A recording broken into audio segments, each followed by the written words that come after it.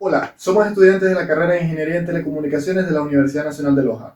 Y en este video hablaremos sobre los fundamentos, simulación y construcción de una antena espiral logarítmica. Bien, empecemos con los fundamentos, ya que antes de hablar acerca de las simulaciones o de la construcción física de la antena, debemos entender qué es y cómo funciona este tipo de antenas. Una antena espiral logarítmica es un tipo de antena de banda ancha cuya geometría se basa en una espiral que crece de forma exponencial. Esto significa que su forma se repite a diferentes escalas, lo que le permite operar en un rango muy amplio de frecuencias. Una de sus características más importantes es que su comportamiento eléctrico es prácticamente independiente de la frecuencia. A medida que la frecuencia cambia, la región activa de la antena se desplaza a lo largo de la espiral, manteniendo propiedades como la impedancia y el patrón de radiación casi constantes. Estas antenas suelen tener polarización circular, lo que los hace muy útiles en aplicaciones donde la orientación entre el transmisor y el receptor puede variar, como en comunicaciones satelitales, radares y sistemas de medición. Además, presentan un patrón de radiación estable y una buena adaptación de impedancia en un amplio rango de frecuencias, lo cual reduce considerablemente las pérdidas por reflexión. En resumen, la antena espiral logarítmica destaca por su muy amplio ancho de banda, por su estabilidad en frecuencia y por su polarización circular, lo cual la vuelve una opción muy eficiente en aplicaciones de alta frecuencia y de banda ancha. Bueno, nosotros empezamos creando la estructura de la antena en 3D mediante la herramienta que nosotros ya hemos utilizado en diferentes prácticas, la cual es CST Studio, donde dimensionamos la placa en base a un tamaño tentativo para nuestra antena, que luego iremos ajustando después de encontrar los parámetros óptimos a las necesidades o requerimientos a los cuales nosotros queremos llegar. Para ello hemos creado 9 variables que controlan cada aspecto de la antena, en donde hemos definido el factor de crecimiento como la variable A, el radio interno como la variable R0, el número de vueltas, el ángulo entre los brazos como θ, en las longitudes como Tmax, aunque este valor dependerá obviamente del número de vueltas, el grosor de la pista de cobre, el largo del balún, la W1 y la W2 como ancho inicial, y al final de la pista de cobre del balún. Todos estos parámetros han sido calculados y optimizados para operar en 2.4 GHz, dando como resultado los valores que podemos ver en pantalla.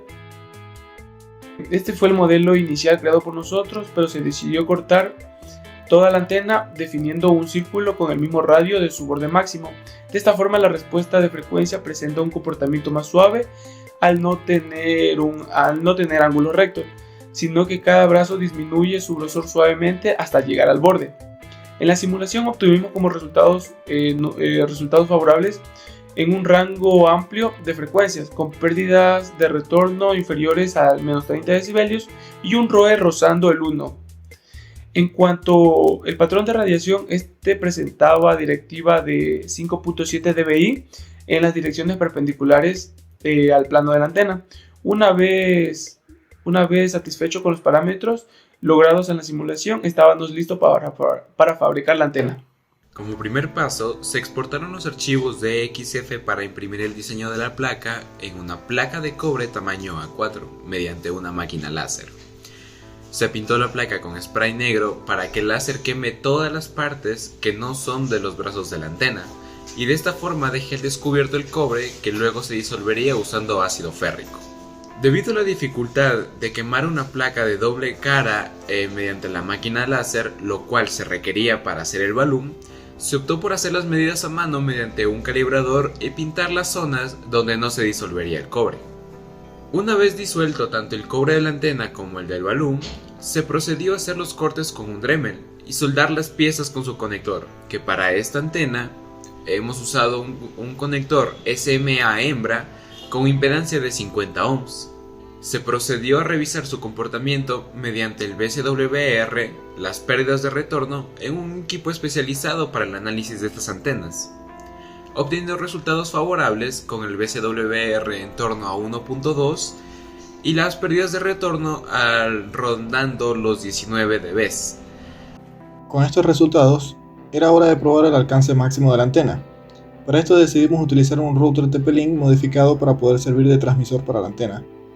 Realizamos pruebas de conectividad desde una azotea de un edificio hasta más de 280 metros de distancia con una laptop, alcanzando un límite de cobertura en torno a los 300 metros. Con estos resultados, estamos seguros de que la antena tenía un comportamiento óptimo y no había necesidad de modificar sus dimensiones.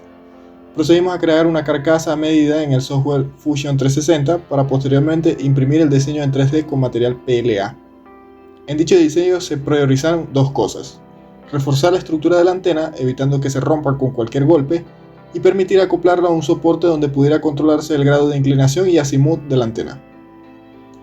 Debido a que el diseño de la carcasa cuenta con un panel plástico que se posa sobre la superficie de la antena, era posible que el mismo afectara la señal recibida por el receptor y por ende tener menos alcance. Nuevamente se realizaron ensayos para comprobar el funcionamiento, pero los resultados fueron los mismos que antes. La antena no se ve afectada por la carcasa y el receptor seguía teniendo cobertura a más de 280 metros de distancia. Con esto concluimos que, si bien los resultados de la simulación no son completamente fieles a la realidad, estos llevaron a que la antena pudiera estar lo más cerca posible de sus valores óptimos, teniendo un prototipo que no es solamente factible en el plano teórico, sino también puede ser factible en el plano comercial.